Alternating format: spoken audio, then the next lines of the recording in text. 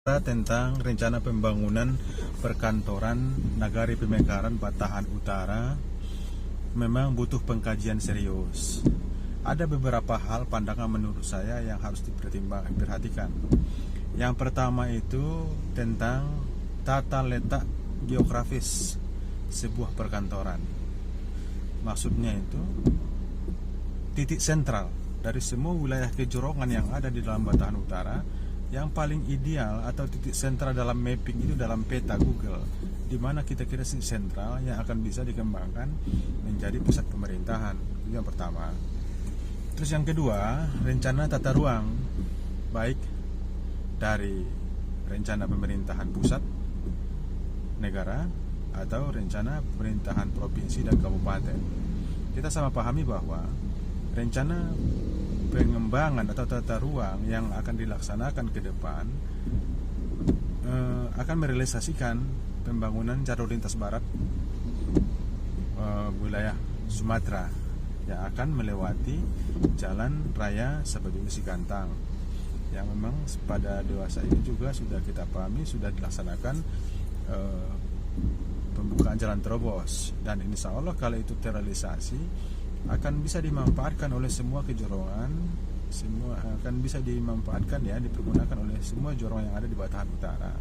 Itu juga hal yang mendasar untuk menjadi bahan pertimbangan bagaimana kita menetapkan sebuah perkantoran yang ideal yang bisa dimanfaatkan oleh seluruh masyarakat.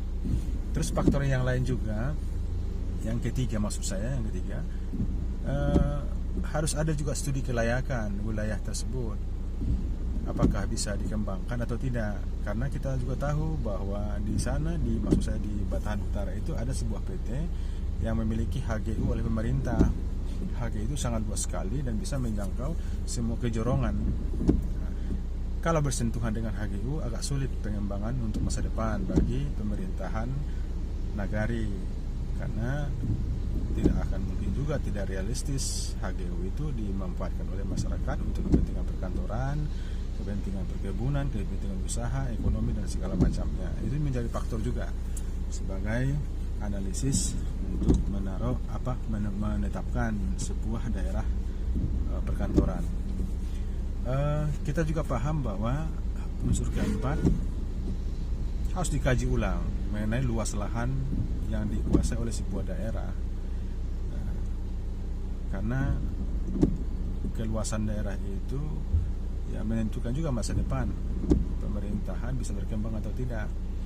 Kalau misalnya lahannya sempit, sulit untuk pengembangan. Nah, karena sebuah perkantoran itu idealnya mesti didukung dengan fasilitas olahraga, fasilitas ekonomi, fasilitas budaya, pariwisata, dan segala macam.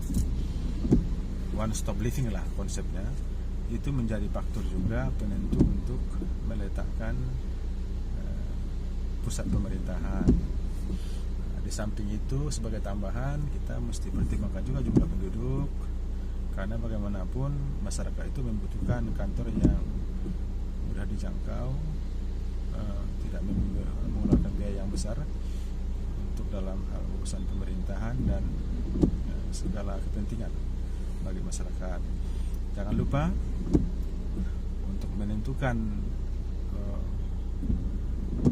perkantoran tidak bisa berdasarkan keinginan, tapi harus berdasarkan kebutuhan.